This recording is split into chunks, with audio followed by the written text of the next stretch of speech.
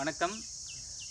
So சென்ற பதிவு நீங்கள் பார்த்துருப்பீங்க, முன்னாடி பதிவு. ஸோ இந்த பதிவு எதுக்குன்னா, நிறைய பேர் வந்து வெளியில் போயிட்டு சும்மா ஒரு நேச்சரோட வாழ்கிறதுன்னு எனக்கு லவ் நேச்சர்னு ஒரு இது போடுறாங்க, ஒரு ஸ்டோரி மாதிரி போடுறாங்க. போட்டு சும்மா ஒரு 4 மரத்தை காட்டிட்டு நான் நேச்சரோட வாழ்கிறேன், நேச்சரோட இருக்கேன் அந்த மாதிரி சொல்லிட்டு அதுதான் நேச்சர்னு சொல்லிட்டு இப்போ இருக்கிற ட்ராக்கே மாறி போயிட்டுருக்கு. ஸோ உண்மையான நேச்சர், உண்மையான இயற்கை வாழ்வியல்னால் என்ன, இயற்கையால் வாழ்கிறதுனா என்னன்றதை வந்து நம்ம ஐயா கிட்டேயே கேட்டு தெரிஞ்சுப்போம். வணக்கம் ஐயா. ஸோ இப்போ நிறைய பேர் வந்து இயற்கையோட வாழ்கிறதுன்ற ஒரு டாபிக் எப்படி மாறி போச்சுன்னா, சும்மா போய் ஒரு 4 மரம் இருந்தால் இல்லை 4 செடி வீட்டில் வச்சுக்கிட்டா அதுதான் இயற்கையோட நான் வாழ்கிறேன்னு சொல்லிட்டு இருக்காங்க. உண்மையான இயற்கையோட வாழ்கிறது, இயற்கை வாழ்வியல்னா என்னன்னு? அதான் முதல்ல பாண்டரங்கனார் தான் தமிழ்நாட்டில் திருமூலருக்கு அப்புறம் இதை பற்றி சொன்னதுன்னு எனக்கு நினைவு. அதுக்கு முந்தி யாரும் இப்படி தெளிவாக சொல்லலை. அதுக்கப்புறம் பாண்டரங்கனார்னு சென்னையில் வாழ்ந்தவர் மாக்கி பாண்டரங்கனார். அதுக்கப்புறம் பிரதம சிஷ்யன் எங்கள் அண்ணன் ராமகிருஷ்ணன், தமிழ் புலவர் ராமகிருஷ்ணன், அவங்க தான் அவங்களுக்கு பிரதம சீடர். இதை உலகத்துக்கு வலியுறுத்தினாங்க. மூணாவது தான் ராமகிருஷ்ணனோட தம்பின்னா இந்த மாதிரி 52 வருஷமாக இப்படி பெரும்பாலும் வாழ்ந்துக்கிட்டு மக்களுக்கு பல 10 நூல் போட்டிருக்கிறேன், சொல்லிட்டு வர்றேன். இது மருத்துவமனை மாதிரியே நடத்தி பண்ணிகிட்டு இருந்தேன். இப்போ மருத்துவமனை நான் நடத்தலை. நான் எங்கே போனேன், ஒரு அஞ்சலட்டையிலே அண்ணன் சொன்னாங்க, வழியை கடைப்பிடிச்ச மாதிரி நீங்களே கேளுங்க, அதைப்படி வீட்டிலேருந்தே கடைப்பிடிங்க. 10 நாள் தங்கிட்டு அப்புறம் பழையபடி நீங்கள் சமையல் ஒன்று சாப்பிட்டீங்கன்னா மறுபடியும் நோய் வரத்தான் செய்யும். அது இப்போவுமே வீட்டில் இருந்தே கடைப்பிடிங்கன்னு சொல்லிகிட்டு இருக்கிறேன். அதனால் முதல்ல அதான் தக்க உணவு.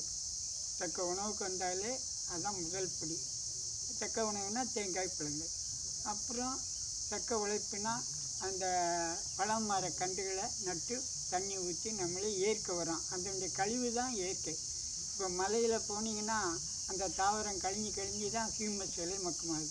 இப்போ தென்னை மரம்னா தென்னை மரம் மட்டை ஓலை எல்லாமே மேலாலே பரப்பலாம். ரெண்டாவது ஒன்றா குழி தோண்டி புதைக்கலாம். அந்த தென்னையில் கழிவு என்னென்ன இருக்கோ அதுதான் அது சிறந்த உரம். ரெண்டாவது தான் சாணி உரம் வெளியிலேருந்து கொண்டு வருது, அதுக்கு வேறு செலவாகும், தேவையில்லை. அதனுடைய மாமரம்னா மாமரத்தை கழிவு இலையை உதித்து அப்படியே அதை கூட்டி சுத்தன்னு எரிக்கிறோம், அது தவறு. அப்படியே விளையாட்டோம். வேணுன்னா பாம்பு நடமானா பாம்பு பழம் தின்னாலே பாம்பு விஷம் ஏறாது. தேள் கடித்து வலிக்கலை, நானே பார்த்துருக்குறேன். பாம்பே கையில் இருக்கான கடிக்கலை, தேள் பல முறைன்னு கடிச்சிருக்குது. ஏற்கொண்டு சாம்புவது லேசாக எறும்பு கடி மாதிரி இருந்தது, பெருசாக ஒன்றும் வரல. அதனால் நம்ம அந்தந்த மரக்கழிவுகளே பழமரக்கழிவுகளே அதுக்கு உரமாக வைக்கிறது. அப்போ ஈரமும் காய்க்கும், மண் மூடாக்கு மல்ச்சிங்னு சொல்லுவாங்க. அது இலைதழைகள் மூடும்போது அந்த மண்ணில் ஈரம் சீக்கிரம் சூரிய வெப்பத்தில் ஆவியாகாது. நம்ம அதெல்லாம் குப்பையை இருக்க போய் மண்ணை காட்ட போய் தான் அந்த ஈரப்பத்தை சீக்கிரம் சூரிய வெப்பத்தில் ஆவியாகுது. அதுதான் தக்க உணவு. அப்புறம் தக்க உழைப்புனா பழமரக்கன்றுகளை இடம் இருக்கிறவங்க எந்த அளவுக்கு இடம் இருக்கோ அது பண்ணுறது. இடம் இல்லைன்னா இப்போ நகரத்துலாம் தொட்டியில் மாட்டு தோட்டம்னு போடுறாங்க, மாடி தோட்டம்னு. அங்கே நானே பார்த்துருக்கேன், சென்னையில் மாமன் கண்ணு நட்டுருக்காரு, பெரிய தொட்டியில் தென்னங்கன்று நட்டுருக்காரு. ஏதோ ஒரு முயற்சி, அது அந்த அளவுக்கு பலன் கொடுக்காது, இருந்தாலும் ஒரு கவனத்தை திருப்புறாங்க. அந்த மாதிரி செய்யலாம். அப்புறம் சூழல் அந்த மாதிரி பழமொழி சூழலில் உட்காந்து பயிற்சி நேரம் அது கொடுக்குற பழத்தை சாப்பிட்டுட்டு, அது நல்ல மரங்கள் தான் பிராணவாயு கொடுக்குது, ஆக்சிஜன் காற்று. வெறும் பொட்டல் நிலத்தில் ஆக்சிஜன் குறைவு. அதனால் இப்போ தமிழ்நாட்டிலே ஆக்சிஜன் கோவிட்-19லாம் அப்போவுமே ஆக்சிஜன் காற்று சிலிண்டர்லேருந்து வந்துட்டுது. இந்தியெல்லாம் வெளிநாட்டில் தான் இருந்தது, அப்போவுமே நினச்சேன். அப்புறம் தண்ணி எல்லாம் விலைக்கே வாங்காமல் இருந்தாங்க நானறிய. இப்போ எங்கே பார்த்தாலும் தமிழ்நாட்டில் கேன் தண்ணி அதுவும் விலையாகிட்டுது. இப்போ காற்றும் இப்போ 2-1 வருஷமாக ஆக்சிஜன் காற்றுன்னு அதுவும் விலை கொடுத்து வாங்குகிறான். இப்படியும் மனுஷன் செதஞ்சிக்கிட்டே போகிறான். மறுபடி ரிட்டர்ன் டு நேச்சர், இயற்கைக்கு மெல்ல மெல்ல காற்று, இயற்கையான காற்று, தண்ணீர், இயற்கையான தண்ணி, பூமி கடியில் ஊற்று தண்ணி, கிணத்து தண்ணி, இல்லை குழாய் தண்ணி குடிக்கலாம்.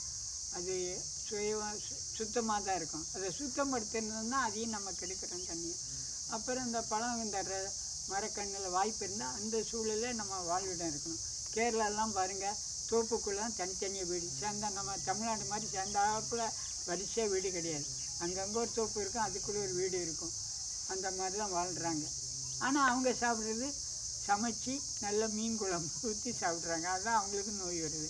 அங்கே உள்ள தேங்காயும் பழங்களும் அதிகமாக சாப்பிட்டாலே அவங்களுக்கு நோய்க்கு வராது. இதுதான் தக்க உணவு. அப்புறம் தக்க உழைப்புனா, தக்க உணவுனா தேங்காய், பழங்களான உணவு தான் மனிதனுக்குரிய உணவு.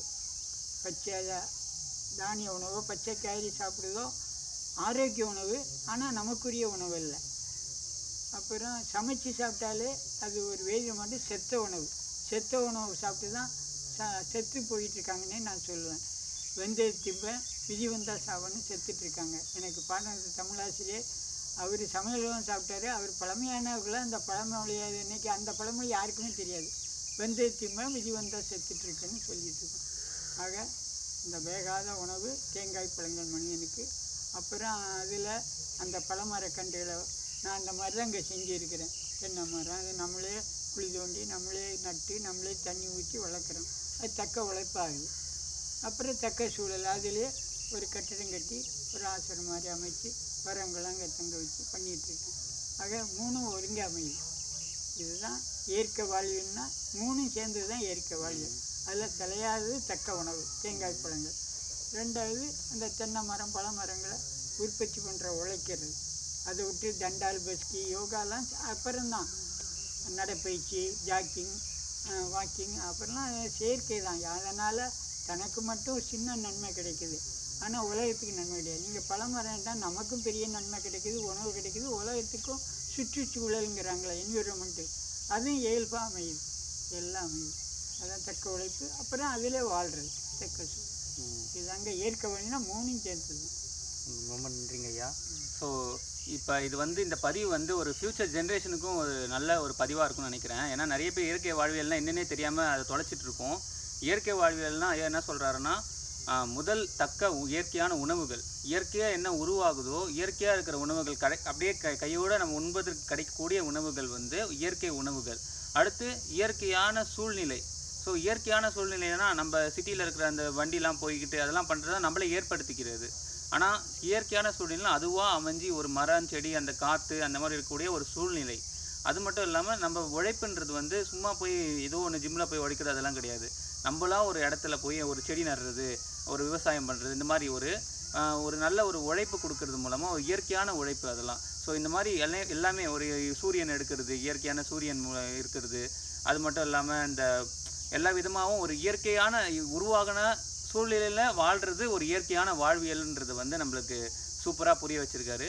ஸோ இதே மாதிரி தான் யாராவது இயற்கையான வாழ்வியல் என்னன்றதை தெரிஞ்சுக்கணுன்னா ஐயா இருக்கிற இடத்துக்கும் நீங்கள் வந்து பார்க்கலாம், இங்கே வந்து தெரிஞ்சுக்கலாம்.